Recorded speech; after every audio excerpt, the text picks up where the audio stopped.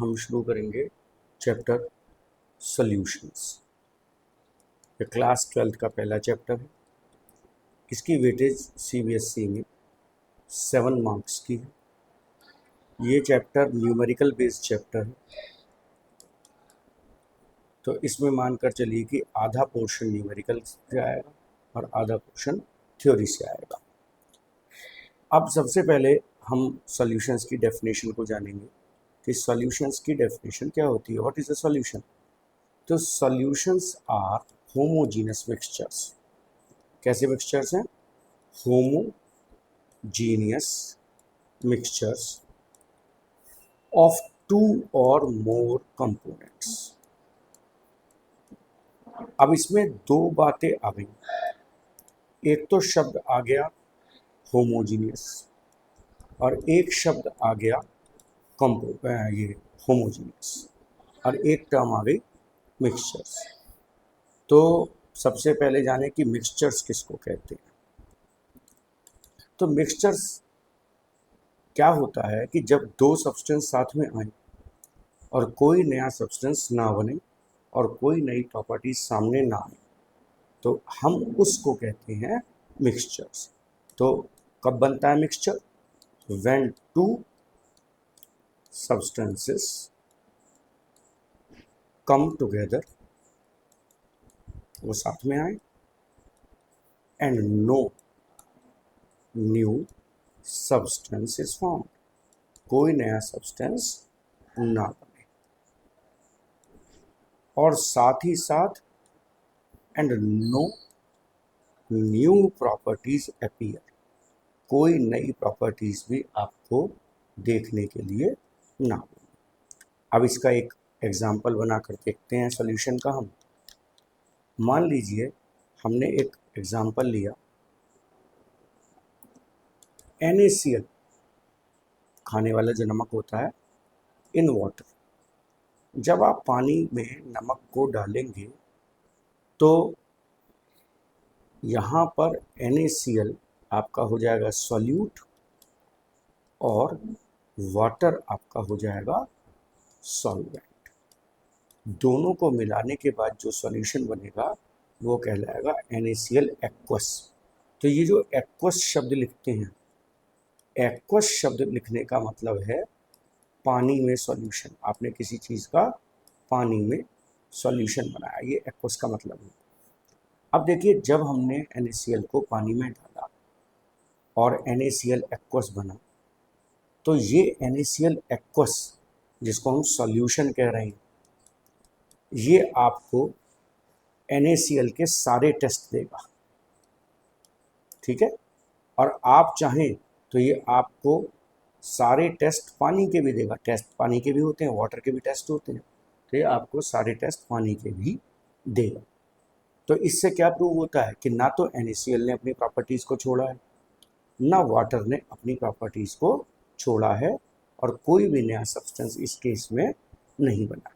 इसके अपोजिट अगर हम एक एग्जांपल लें, हाइड्रोजन गैस कंबाइन होती है ऑक्सीजन गैस के साथ और क्या बनाती है? वाटर, ठीक। अब हाइड्रोजन गैस कंबस्टिबल होती है, फ्यूल होती है, जलती है, और ऑक्सीजन आप जानते हैं इट सपोर्ट्स कंबशन, इसका काम है जलने में मदद करना। तो एक जलता है और एक जलने में मदद करता है, लेकिन वाटर का क्या काम है? ना तो पानी जलता है, ना पानी जलने में मदद करता है, इट एक्सटिंग्विशेस फायर। तो इसका मतलब जब हाइड्रोजन और ऑक्सीजन आपस में मिलते हैं तो यहाँ पर ये मिक्सचर नहीं बना, ये बना कंपाउंड, ठीक। लेकिन जब सोडियम क्लोराइड पानी में डिजॉल्व होता है तो कंपाउंड नहीं बनता, मिक्सचर बनता। तो मिक्सचर कब बनता है? जब ना तो कोई नया सब्सटेंस बने और ना कोई नई प्रॉपर्टी सामने आए, तो हम उसको कहेंगे मिक्सचर। अब दूसरी टर्म थी होमोजीनियस मिक्सचर। तो व्हाट इज होमोजीनियस? अब होमोजीनियस का टेक्निकल जो ब्रेकअप है, होमो मतलब सेम और जीनियस मतलब फेज। इससे पहले हम होमोजीनियस टर्म में जाएं, मैं आपको एक छोटी सी बात बता दूं कि सॉल्यूशन में दो फेज होते हैं। पहला फेज होता है सॉल्यूट और दूसरा फेज होता है सॉल्वेंट। अभी हमने एक एग्जांपल लिया था NaCl इन वाटर। तो जब हमने NaCl को पानी में डिसॉल्व किया तो यहाँ पर NaCl सॉल्यूट है क्योंकि वो घुल रहा है, और पानी इसमें सॉल्वेंट है क्योंकि ये घुल रहा है। ठीक। Usually the substance which is lesser in quantity, जो सब्सटेंस कम क्वांटिटी में होता है उसको तो हम कह देते हैं सॉल्यूट, और the substance which is more in quantity उसको हम कह देते हैं क्या कि सॉल्वेंट। ठीक। अब आप इसमें एक बात देखिए, मैं एक कॉन्ट्राडिक्टरी एग्जांपल और बता रहा हूँ आपको। 10 ml अल्कोहल इन 100 ml वाटर, ये पॉसिबल है। दूसरा एग्जांपल पॉसिबल है 100 ml अल्कोहल एंड 10,000 हो गए ml वाटर।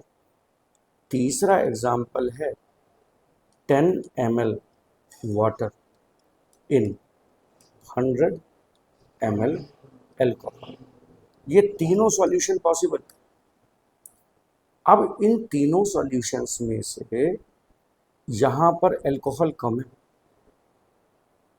तो अल्कोहल यहाँ सॉल्यूट हो गया, यहाँ पर अल्कोहल ज़्यादा है तो अल्कोहल यहाँ क्या हो गया सॉल्वेंट।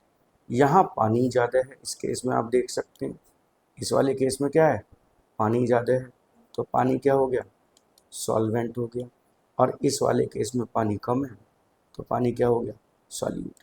तो ये रफ सी एक बात है कि जो कम होता है उसको सॉल्यूट कह देते हैं और जो ज़्यादा होता है उसको हम सॉल्वेंट कह देते हैं। आगे जाकर मैं इसके सॉल्यूट सॉल्वेंट के और भी स्पेसिफिकेशन दूंगा। फिलहाल के लिए आप ऐसा मान सकते हैं कि the substance which is lesser in quantity is called as solute and the substance which is greater in quantity is called as solvent. तो वापस चलिए लौटते हैं होमोजीनियस की तरफ। हम बात कर रहे थे व्हाट आर होमोजीनियस मिक्सचर्स। होमो का मतलब मैं बताया था सेम, और जीनियस का मतलब मैंने बताया था फेज। तो इसको टेक्निकली कहते हैं what is homogeneous, such a substance in which such a mixture in which all the components, mixture के जितने भी कंपोनेंट्स हैं दे लाई इन सेम फेज। अब यहाँ सेम फेज से क्या मतलब है, फेज किसको समझे, फेज समझे सेम फिजिकल स्टेट को। इस चीज़ को इलेबोरेट करते हैं। देखो मान लो तुमने वही एग्जांपल लेते हैं ग्लूकोज, ग्लूकोज सॉलिड है और ये हमारा सॉल्यूट है। आपने इसको पानी में डिसॉल्व किया, ठीक है, पानी कैसा है लिक्विड है और ये सॉल्वेंट है। अब जो ग्लूकोज का पानी में सॉल्यूशन बनेगा, solution of glucose in water, इसकी क्या फिजिकल स्टेट होगी, इसको हम लिखेंगे ग्लूकोज एक्वस। तो इसकी जो फिजिकल स्टेट होगी वो इस फिजिकल स्टेट होगी लिक्विड। ठीक। तो सॉलिड ग्लूकोज का आपको पता भी नहीं लगेगा, दोनों ही कंपोनेंट्स एक कॉमन स्टेट में आ गए, कॉमन फेज में आ गए, कॉमन फिजिकल स्टेट में आकर वो स्टेट कौन सी है लिक्विड। यूजुअली ये होता है कि जो सॉल्वेंट की स्टेट है, state of solvent, physical state की बात कर रहा हूं मैं यहाँ, physical state of solvent is the physical state of solution. Solution की भी फिजिकल स्टेट वही होती है जो सॉल्वेंट की होती है। सॉल्वेंट सॉलिड है तो सॉल्यूशन भी सॉलिड हो जाएगा, सॉल्वेंट लिक्विड है तो सॉल्यूशन भी लिक्विड हो जाएगा, सॉल्वेंट गैस है तो सॉल्यूशन भी गैस हो जाएगा। तो ये पहला हुआ होमोजीनियस का मतलब सेम फेज। अब दूसरा मतलब होमोजीनियस का क्या है? दूसरा मतलब होमोजीनियस का क्या है कि the composition of homogeneous mixtures is same throughout the volume. It is same throughout the volume. पूरी वॉल्यूम में कंपोजिशन एक साथ। अब कंपोजिशन किसको कहते हैं भाई? सॉल्यूशन में कितने सॉल्वेंट में कितना सॉल्यूट मौजूद है, कितने सॉल्वेंट में कितना सॉल्यूट मौजूद है। तो मैं लिखने की कोशिश करता हूँ हिंदी में, कितने तय है भाई, हाँ, कितने सॉल्वेंट में कितना सॉल्यूट पड़ा है। अब इसको ऐसे भी कह सकते हो इंग्लिश में, वही बेहतर है, relative quantities of solute and solvent, किसमें? In solution. सॉल्यूशन में रिलेटिव क्वांटिटीज क्या है? सॉल्यूट और सॉल्वेंट की। मान लीजिए आपने 100 ml पानी में 10 ग्राम शुगर डाली, तो 100 में 10 हो गया ना। देखो अब आते हैं सेम कंपोजिशन की बात पर। एक आपने एक गिलास में दूध लिया, ठीक है, आपने इतना इसमें लिया मिल्क। अब आपने इसमें ऐड करी 2 चम्मच 2 स्पून शुगर, लेकिन आपने क्या किया, इसको स्टिर नहीं किया, विदाउट स्टिरिंग आपने इसको रखा। चलो जी, दूध लिया, दूध में 2 चम्मच चीनी डाल दी और आपने इसको चलाया नहीं। जब आप इस दूध को टेस्ट करेंगे तो इनिशियली जो इनिशियल सिप आप लेंगे उसमें वो कैसा महसूस होगा आपको? वो आपको फीका महसूस होगा। क्यों? क्योंकि ऊपर वाले दूध में, ऊपर वाली लेयर में दूध तो ज़्यादा है, milk is more and sugar is less. और जो आप इसके लास्ट सिप लेंगे, लास्ट सिप में आपको ये बहुत ज़्यादा मीठा महसूस होगा। क्यों मीठा महसूस होगा? क्योंकि यहाँ मिल्क तो कम है, ठीक है, दूध तो कम है, बट शुगर का जो कंटेंट है वो ज़्यादा है। तो milk is more and sugar is less. तो इस वजह से ये आपको ज़्यादा मीठा महसूस होगा। यानी हर जगह दूध और चीनी की जो रेशो है वो एक सी नहीं। अब चलिए एक बार ठीक से फिर से इस दूध का सिस्टम बनाते हैं, ठीक है। क्या करना है, आप फिर से एक गिलास लीजिए, इस बार गिलास अच्छा सा बनाते हैं। इस गिलास में उतना ही क्या ले लिया आपने? मिल्क ले लिया। अब इस मिल्क में दोबारा से आप 2 स्पून पहले जितनी शुगर डाल दीजिए और इस बार हिदायत आपको दी गई है कि स्टर इट वेल, आप इसको अच्छी तरह से चला दीजिए। जब आप इसको अच्छी तरह से चला देंगे, नाउ स्टार्ट ड्रिंकिंग इट, ठीक है जी। अब आप इसको पीना शुरू कीजिए। You get same taste in every sip. आपको हर एक सिप में कैसा टेस्ट मिलेगा? एक सा मिलेगा। क्यों मिलेगा भी? You get same taste in every sip. क्यों?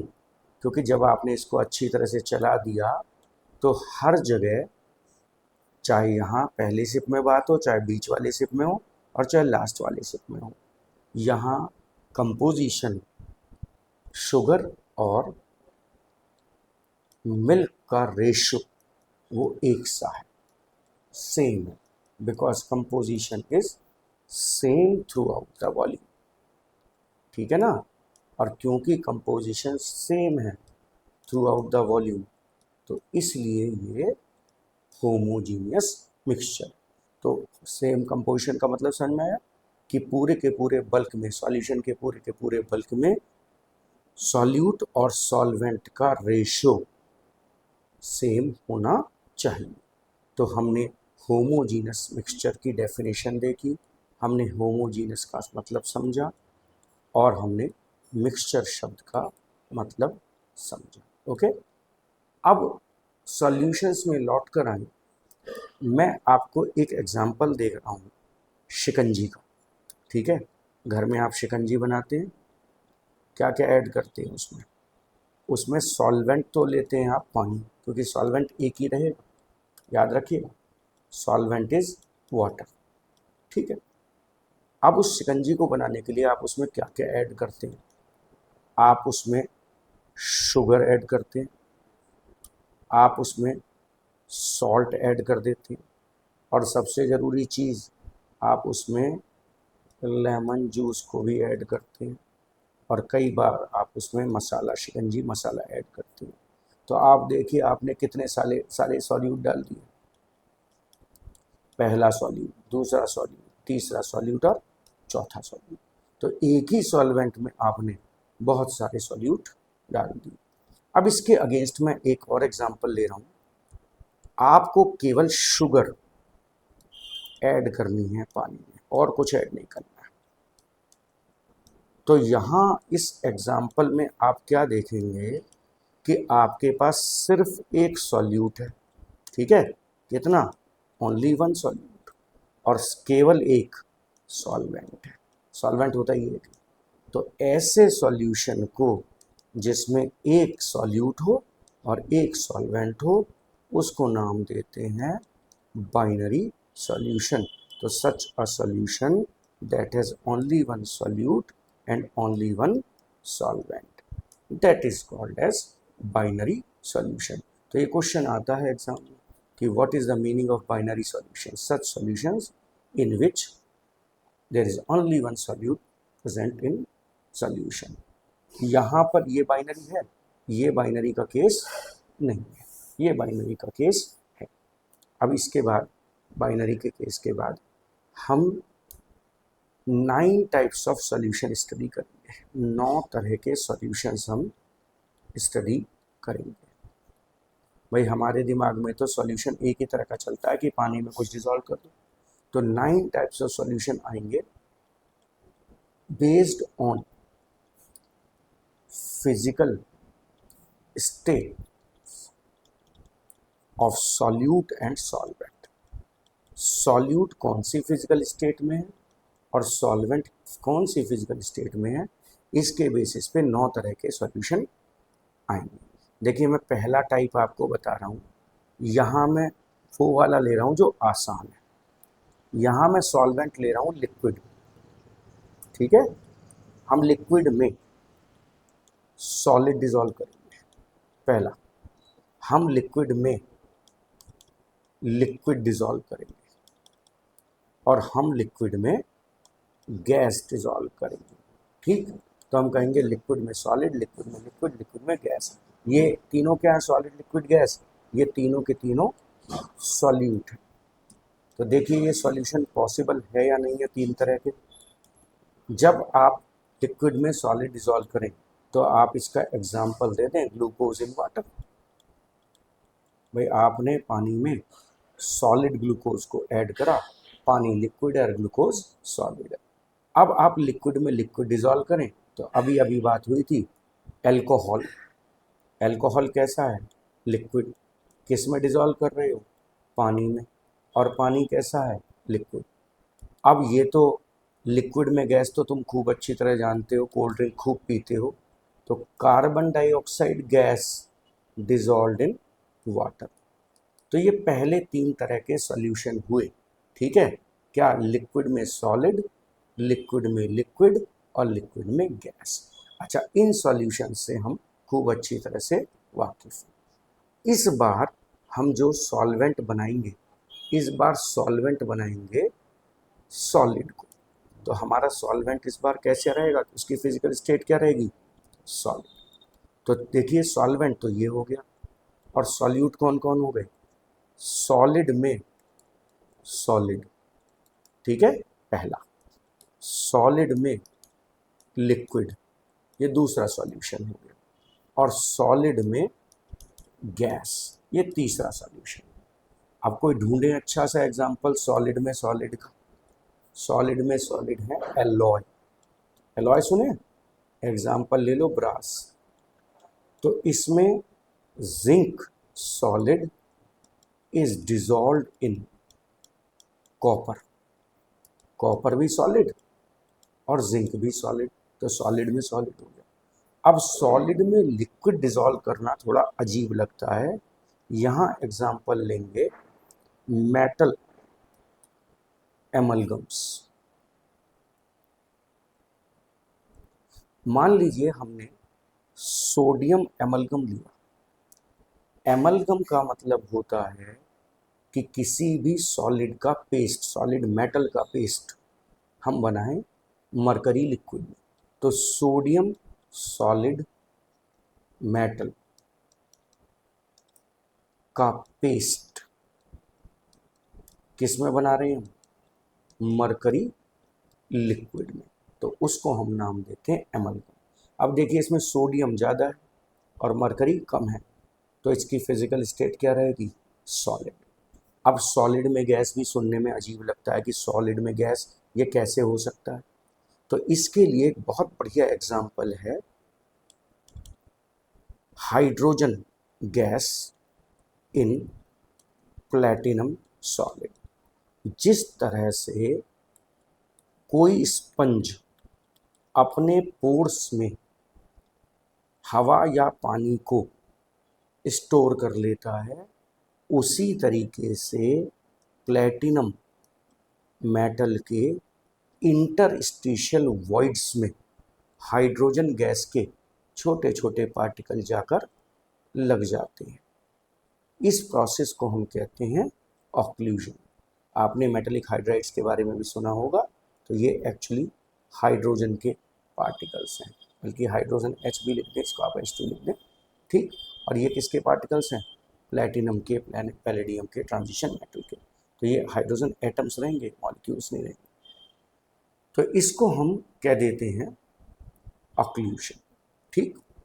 अब तीसरा केस जो हम बनाएंगे, इसमें हमारा सॉल्वेंट रहेगा कौन? किसकी बारी है? सॉल्वेंट रहेगा हमारा गैस, ठीक। तो हम गैस में सॉलिड डिजॉल्व करेंगे, ये हमारे सॉल्यूट की लिस्ट है। गैस में सॉलिड, गैस में लिक्विड डिजॉल्व करेंगे, और गैस में हम डिजॉल्व करेंगे गैस। तो गैस में सॉलिड, तो हम लिख सकते हैं इसका एग्जांपल कैम्फर, कपूर इन नाइट्रोजन गैस, ठीक। यहाँ हम एग्जांपल लिख सकते हैं chloroform liquid in nitrogen gas, और हम यहाँ लिख सकते हैं oxygen gas in nitrogen gas. तो ये 9 तरह के सॉल्यूशन हो गए based on physical state of solute and solvent.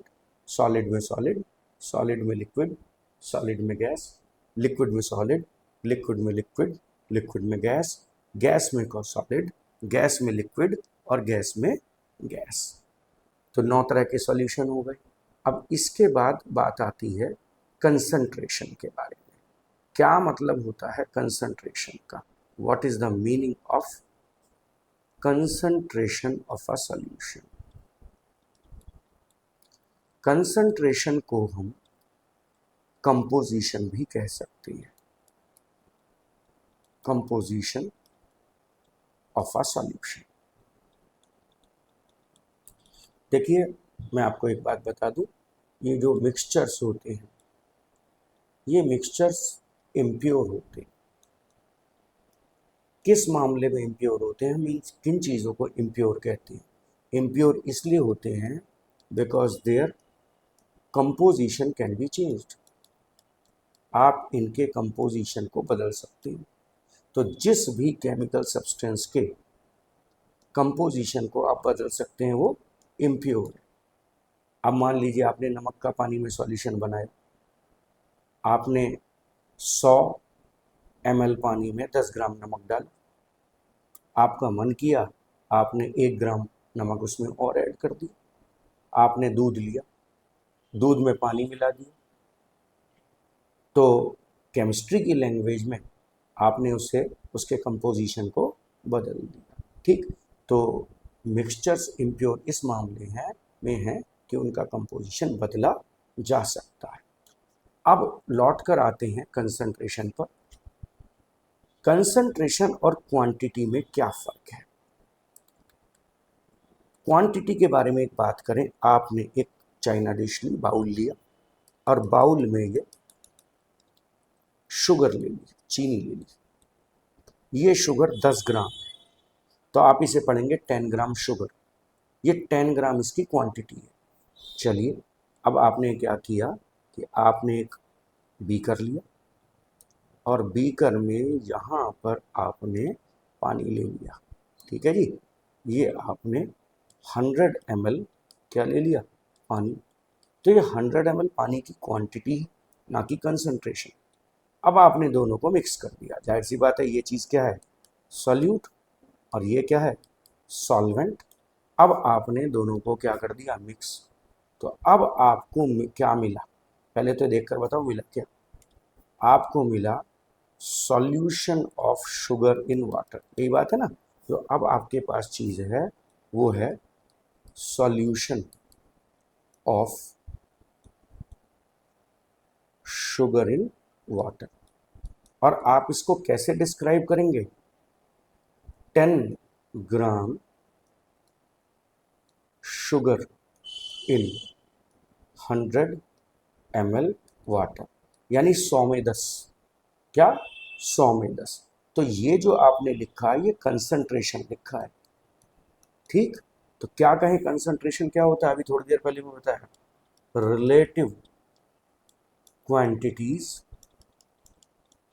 Of solute and solvent in a solution is called as concentration of solution। ठीक है, तो क्वांटिटी नहीं, रिलेटिव क्वांटिटीज को हम कंसंट्रेशन बोलते हैं।